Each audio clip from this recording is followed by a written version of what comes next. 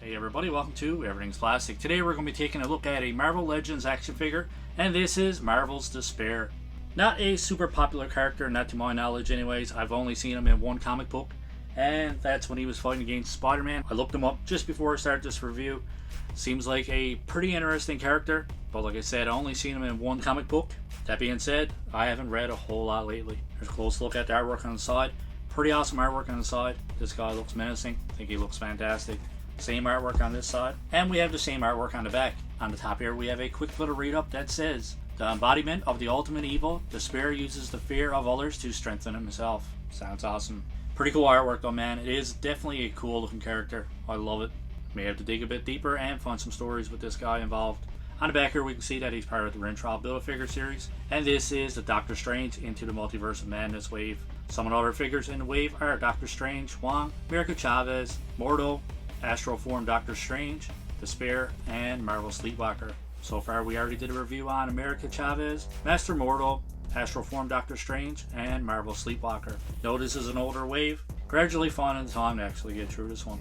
If you want to check out any of these other reviews, we'll leave a link in the description below. Other than that, not much else to see with packaging. We'll be right back with this guy added package so we can grab a closer look. Alright, we have dspayre outside of the package. For 4 accessories, this guy comes with 2 open hands. We can see a little bit of detail in the hands. We have some lines that are going around. When I display this one, I'm definitely going to use him with open hands. The type of character he is, man, I think having open hands, kind of reaching towards you, would definitely suit this guy a lot more than fist. He also comes with this awesome cape as well. I think it's pretty cool. I like all the holes and all that stuff. And inside, we see this awesome textured pattern on the inside. I love the overall detail. I love the overall design. The only thing that I really don't like about it, there's no peg or anything like that to port it into the back. So we see that we do have a peg hole, but no peg. You actually have to take the head off this one, put the cape on. Hopefully the cape actually stays in place pretty decent. Thinking that once the head comes off, and it will actually keep it snug into place. So before I put the cape on, let's grab a closer look. Overall, we do have a pretty cool detail, pretty cool design. We can see that paint application on the face is not the best fit. We can see some black paint showing through here. Love the design on his mouth though. Love the overall sculpt. I think his eyes look fantastic as well. Yeah, pretty cool. Pretty plain looking figure overall. Paint application on his arms is pretty cool. The paint effects are actually painted pretty clean and a pretty decent design.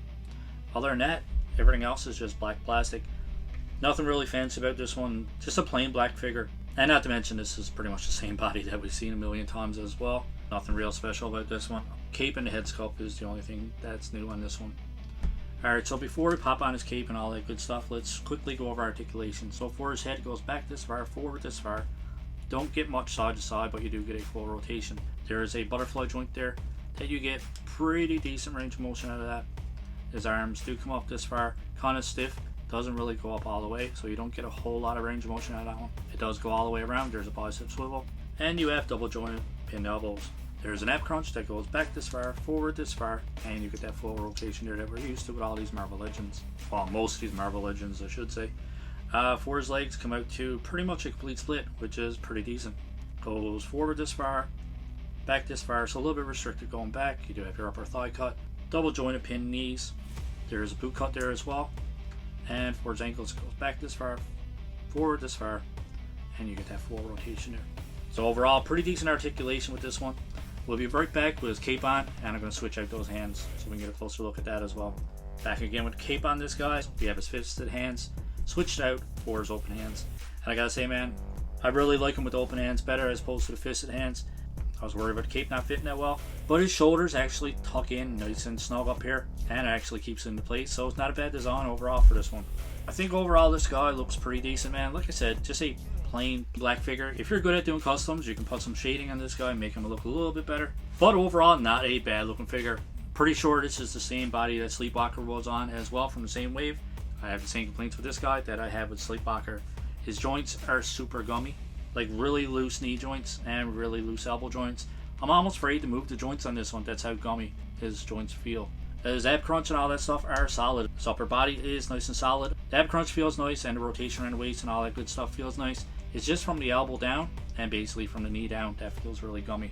From what I know, this guy is pretty accurate to the comics. The pictures that I've seen anyways. I mean, this guy is basically what he's supposed to be. It's just a plain black and white character in comics. When you try to make action figure of them, obviously they're going to try to get it as accurate as possible, and I think they did a decent job. I think it's a good representation, and I think he looks cool. I know it's the same reused body, but I mean, when you collect Marvel Legends, that's just something you're going to have to get used to. Done complaining about it. Just to do a few quick comparisons, dspayre is pretty much the same size and pretty much average for a 6-inch Marvel Legend. We can see that G.I. Joe Classified Dusty is a tad bit taller if I take his helmet off. Yeah, he's still a tad bit taller. But overall, yeah, I mean, this is pretty much standard body for most Marvel Legends anyways. Pretty short of Spider-Man 2099.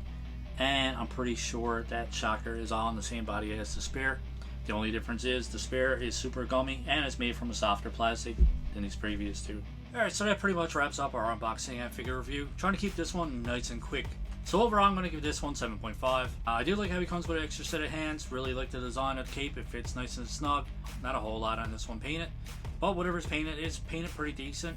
The only bad thing about painted, I guess, is that you can see some black showing through there on his face. Other than that, everything else looks pretty decent. The flame effects is painted pretty decent. The articulation on this one is pretty decent as well. Obviously, it's the same body that we've seen a million times before. I mean, I guess that's why Hasbro keeps using it, and it's a pretty average build for most characters anyway. So, get where they're coming from. Definitely would like to see some shading on this one. Some lighter colors or something like that just mixed in, just to break up the full black plastic appearance of this figure. Let me know in the comments below what you think of this figure, and let me know what you think of our rating of 7.5 out of 10. Let me know in the comments below as well, if you guys had to rate this one out of 10, what would you give it? As always, if you liked our review, don't forget to give us a thumbs up. And that subscribe button is there as well if you guys want to subscribe to the channel. As always, we hope you enjoyed this review and we hope you enjoy the rest of your day. Keep collecting, stay safe,